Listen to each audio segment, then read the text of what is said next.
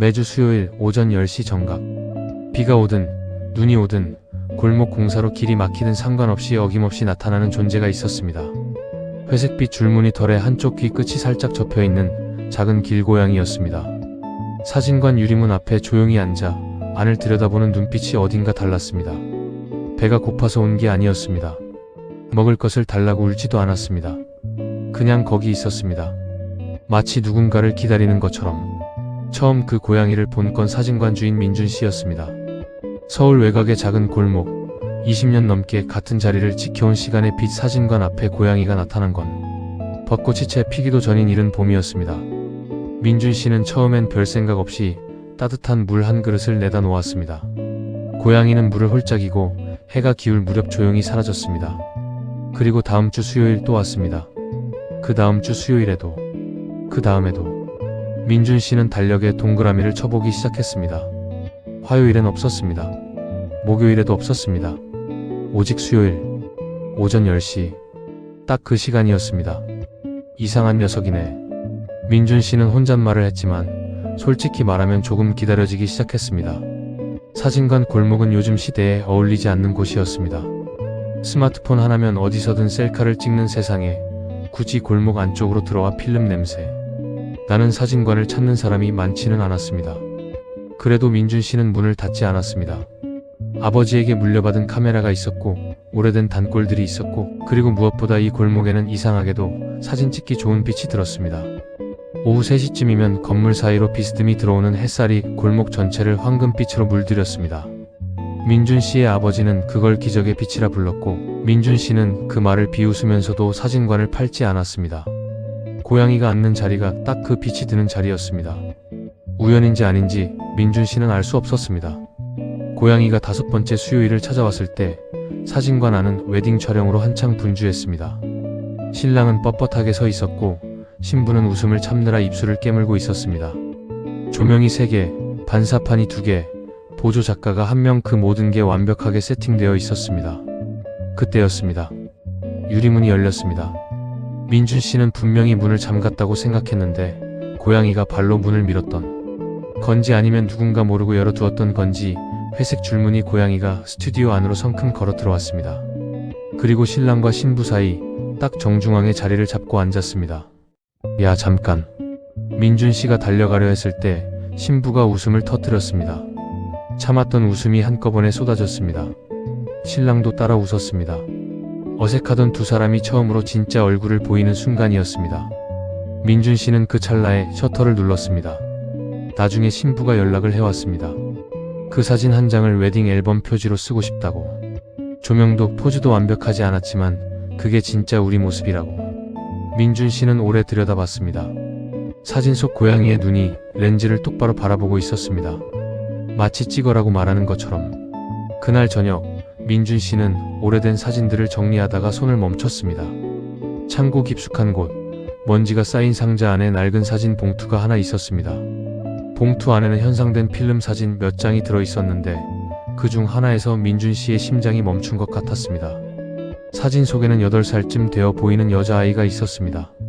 짧은 단발머리에 빨간 리본을 달고 볼이 사과처럼 빨갛게 물들어 환하게 웃고 있었습니다. 그리고 아이의 무릎 위에는 회색 줄무늬 고양이가 앉아 있었습니다. 한쪽 귀 끝이 살짝 접혀있는. 민준 씨는 사진을 뒤집었습니다. 볼펜으로 삐뚤빼뚤하게 그러나 또박또박 눌러 쓴 글씨가 있었습니다. 수요일마다 같이 사진 찍으러 오자.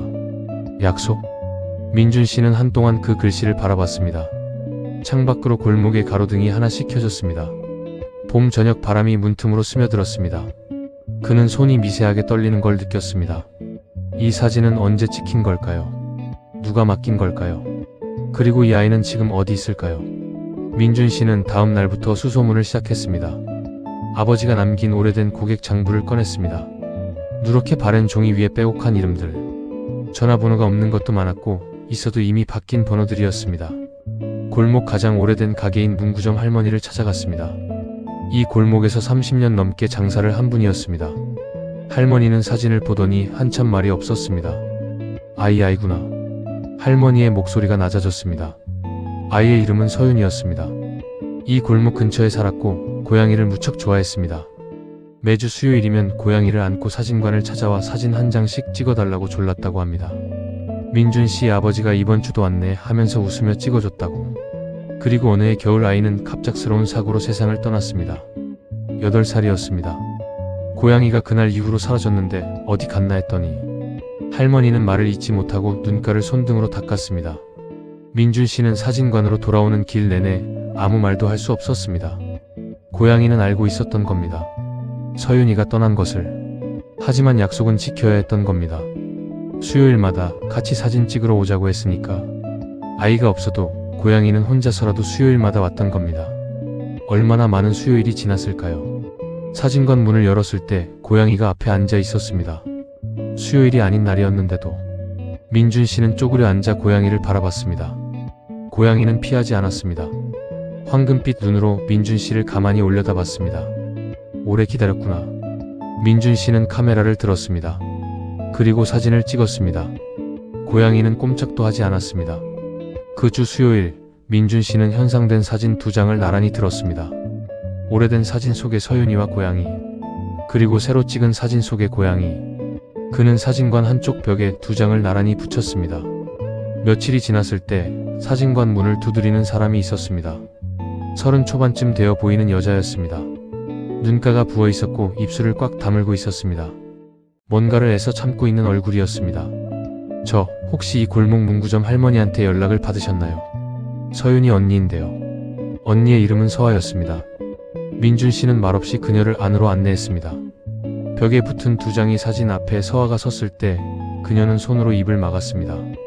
아, 짧은 소리였지만 그 안에 얼마나 많은 게 담겨 있는지 민준 씨는 알 수 있었습니다. 그때 사진관 유리문 너머로 고양이가 보였습니다. 수요일이 맞았습니다. 오전 10시 정각이었습니다. 고양이는 늘 그랬듯 문 앞에 조용히 앉아 안을 들여다보고 있었습니다. 서아가 문을 열었습니다. 고양이는 달아나지 않았습니다. 서아가 천천히 무릎을 꿇고 손을 내밀었을 때 고양이는 잠시 그 손을 바라보더니 앞발을 뻗어 손등을 건드렸습니다. 그리고 서아의 품 안으로 걸어 들어왔습니다. 서아는 고양이를 꼭 안고 오래 울었습니다. 고마워, 아직도 우리 동생과의 약속을 지켜주고 있었구나. 골목 바람이 잠시 멈춘 것 같았습니다. 민준 씨는 카메라를 들었습니다. 그 장면을 기록해야 한다고 느꼈습니다. 울고 있는 여자와 품 안에서 조용히 숨을 고르는 고양이와 벽에 걸린 오래된 사진과 그 안에서 웃고 있는 8살의 서윤이. 셔터 소리가 골목에 작게 울렸습니다. 한참이 지나서야 서아가 입을 열었습니다. 동생 서윤이는 고양이를 유난히 좋아했다고 합니다. 길에서 만난 이 회색 고양이에게 술이라는 이름을 붙여줬고 매주 수요일이면 손을 잡고 사진관으로 왔다고 합니다. 언니도 데려오고 싶었는데 수요일엔 학원이 있어서 서아는 거기서 말을 끊었습니다. 그 말이 얼마나 오래 마음에 박혀 있었을지 아무도 물어보지 않아도 알 수 있었습니다. 서윤이가 떠난 이후 고양이도 사라졌고 서아는 그냥 그렇게 묻어두었다고 했습니다. 동생 방도, 동생이 좋아하던 것들도 너무 아파서 오래 들여다볼 수 없었다고. 그런데 고양이가 혼자서 계속 오고 있었다는 걸. 제가 지키지 못한 약속을 이 애가 대신 지키고 있었던 거잖아요. 민준 씨는 아무 말도 하지 않았습니다. 어떤 위로는 말보다 침묵이 더 가까이 닿으니까요. 서아는 고양이를 내려다보며 말했습니다. 수리야, 이제 집에 가자. 이제부터는 내가 가족이 되어줄게. 수리는 서아의 눈을 한번 바라보고 눈을 가늘게 떴습니다. 고양이가 눈을 천천히 깜빡이는 건 신뢰의 표현이라고 합니다. 사람으로 치면 꼭 안아주는 것과 같다고. 그날 이후로 수리는 서아와 함께 살게 되었습니다. 처음 며칠은 서아도 수리도 서로를 조심스럽게 살폈습니다. 수리는 서윤이의 방이었던 곳, 지금은 비어있는 작은 방문 앞에서 오래 앉아있곤 했습니다. 서아는 그 모습을 보다가 문을 열어줬습니다. 수리가 들어가 창가에 앉아 햇빛을 받는 동안 서아는 방 안에 쌓인 서윤이의 물건들을 하나씩 꺼내 닦았습니다. 오래 열지 못했던 서랍을, 오래 넘기지 못했던 앨범을. 울기도 했습니다. 하지만 이상하게 혼자 울 때와는 달랐습니다. 수리가 옆에 있으면 아픔이 조금 다른 모양이 됐습니다. 덜 날카롭고 조금 더 따뜻한. 그리고 다음 수요일이 왔습니다. 서아는 수리를 안고 골목을 걸었습니다. 사진관 유리문 앞에 섰을 때 민준 씨가 문을 열며 웃었습니다. 왔어요. 왔어요. 셋이서 민준 씨와 서아와 수리가 사진 한 장을 찍었습니다. 조명도 포즈도 별거 없었습니다. 그냥 자연스럽게 선 채로. 수리는 서아의 품에서 카메라를 똑바로 바라봤습니다. 민준 씨는 그 사진을 현상에서 벽에 붙였습니다. 오래된 사진 옆에 새로운 사진이 나란히 걸렸습니다. 그 뒤로 수요일마다 새 사진이 하나씩 추가됐습니다. 봄에는 골목 벚꽃 앞에서, 여름에는 서아가 아이스크림을 들고 수리가 그걸 노려보는 표정으로, 가을에는 낙엽이 쌓인 골목에서 수리가 낙엽 위에 앉아 잔뜩 도도한 표정을 짓고, 겨울에는 눈이 살짝 쌓인 사진관 처마 아래에서 서아와 수리가 나란히 눈을 맞으며, 벽은 점점 채워졌습니다. 사진관을 찾는 손님들이 그 벽을 보고 멈춰 서곤 했습니다. 민준 씨는 처음엔 따로 설명하지 않았습니다. 그런데 물어보는 사람들이 생기기 시작했습니다. 저 사진들은 뭔가요? 저 고양이는요? 민준 씨는 짧게 이야기했습니다. 그러면 사람들은 한동안 벽 앞에 서서 사진들을 천천히 들여다봤습니다. 아무 말 없이. 어떤 사진들은 설명이 필요 없습니다. 보는 것만으로도 무언가가 전해지는 사진들이 있습니다. 그 벽이 그랬습니다. 오래된 사진 아래에 민준 씨가 작은 종이에 손으로 써서 붙인 문장이 있었습니다. 사랑은 끝나는 것이 아니라 다른 가족에게 이어집니다. 서아가 처음 그 문장을 읽었을 때 아무 말도 하지 않았습니다. 그냥 수리를 더 꽉 안았습니다. 수리는 도망가지 않았습니다. 그게 다였습니다. 그것으로 충분했습니다. 마이너스. 다음 수요일에도, 그 다음 수요일에도 서아와 수리는 골목을 함께 걸었습니다. 민준 씨는 그 모습을 볼 때마다 생각했습니다. 사진이라는 게 결국 이런 것 아닐까. 없어진 시간을 붙드는 게 아니라 이어지는 시간을 기록하는 것. 끝을 담는 게 아니라 계속되는 것들을 남기는 것. 수리는 서윤이와의 약속을 잊지 않았습니다. 아이가 떠난 뒤에도 혼자서 수요일마다 사진관을 찾아온 고양이. 그 작은 발이 몇 년이고 골목을 걸어온 이유를 이제는 모두가 알게 됐습니다. 오랫동안 지켜온 약속은 결국 가장 따뜻한 집으로 고양이를 데려다 주었습니다. 그리고 그 집은 고양이만의 집이 아니었습니다. 오래 닫혀있던 서아의 마음도 그 안에 함께 들어와 있었습니다. 수요일 오전 10시, 골목의 빛이 가장 따뜻하게 드는 시간. 오늘도 두 그림자가 나란히 사진관 앞에 서 있습니다.